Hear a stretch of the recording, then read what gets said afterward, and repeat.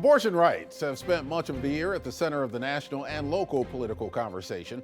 It's prompted protests and reactions from people on both sides of the issue. But what role do abortion rights actually play in this midterm election? First, let's look at the timeline of abortion rights issues this year. On May 2nd, Politico published a leaked Supreme Court draft opinion that showed the High Court did intend to overturn Roe v. Wade. Roe v. Wade gave women a constitutional right to an abortion. The Supreme Court overturned it with the Dobbs versus Jackson Women's Health decision in July. Abortion rights were a major issue nationwide during the primary election because of that.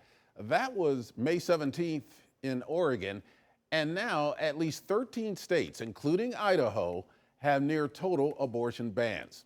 Washington State led its primaries on August 2nd. They held their primary on August 2nd. And Washington State's midterm election is the same date as Oregon's. It is Tuesday, November 8th. Let's get back to our political analyst and managing editor at Pamphlet Media Group, Dana Haynes. The issue of abortion rights, as I mentioned, played a pretty prominent role in the primary right after the Supreme Court decision. Here in Oregon, since we do allow abortion, what role do abortion rights actually play in the upcoming general election here? Well, I think it is a hot button issue for folks on both sides, those opposed and those who favor it. The 2018 Reproductive Health Equity Act codified abortion rights, reproductive rights in Oregon statute. It's here, it's written in. And Tina Kotek was a leader for that. She was the speaker at the time. Betsy Johnson is pro-choice. Christine Drazen says she is not. She is pro-life or anti-choice. And she said she would not roll back any of Oregon's current laws. What she could do is, well, governors appoint judges. She could appoint judges who are anti-choice. She also could put people in key positions like the head of the Oregon Health Authority or Department of Human Services who are anti-choice, which could have a bit of a nullifying effect. But here's the bottom line, and I really want to say this. Oregon has written reproductive rights into the code. But in September, Senator Lindsey Graham, Republican South Carolina, introduced a nationwide ban on abortion. If a Republican Congress could pass that nationwide ban, and if a Republican president were to sign it into law, that would countermand and override Oregon's law, and we'd be at ground zero. All of Oregon's work would be for naught. That would cause a huge pushback in this state, no doubt about it. Huge pushback. That would be amazing, yeah. Yeah. The other aspect of this is that even though abortion is legal here, we have a state right next to us, Idaho, that has a near total ban now. And the big concern was that there would be an influx of women coming from other states, including Idaho, to have abortions in Oregon. We're starting to see that play out, probably not as much as we anticipated that we might, but what are your thoughts on that, having the infrastructure here for women from other states to come here? One of the things that I thought was amazing about that was that the state of Oregon said, yes, we think that is going to happen. It's going to be a healthcare exodus towards Oregon, people coming here for their healthcare needs, and we're geared up for it and we're ready for it.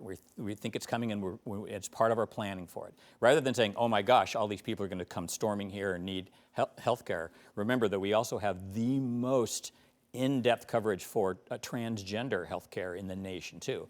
So the idea that there may be an influx of people coming here for healthcare tourism, if you've heard that term from time to time, the interesting answer for me from the health perspective here in Oregon was Oregon has said, bring it on, we're waiting for it, we're ready for it. Yeah, the other thing about this too is that when you look at groups like Planned Parenthood here, they've been really, really in support of Tina Kotek on the abortion issue. Even though for Oregonians, as we mentioned, it's not at the top of the list of things that we're concerned about. So is this campaign being driven nationally, or how do you see that? For sure it's being driven nationally, and I think it's going to play a much, much bigger role in congressional races. But you're right, here in Oregon, this election immediately probably wouldn't have a huge impact because we've codified reproductive rights. So I think it's playing a much lower, we've dialed down the heat here in Oregon compared to races that involve Washington, D.C. One of the other things that I should mention is that the state did allocate some money for some of these women who are coming from other states here in order to help pay their travel expenses or any expenses that they would have while they're here. I think it was $15 million was allocated at that time. So that's something that a governor could drive as well. That's right. That's a really, really good point. There is a philosophy in the emergency room world of whoever shows up, we treat. It's called EMTALA, and I don't remember what EMTALA stands for, but it means if you show up, we treat you in an emergency room. If you're from Idaho, we treat you. If you're indigent and can't pay, we treat you. If the police bring you in handcuffs, we treat you. So that notion of if you show up, doctors will take care of you, of the thing you've got, and as long as the medical community considers reproductive rights to be a health care issue more than anything else, they're prepared for it and they're ready for it. And they said, if it comes,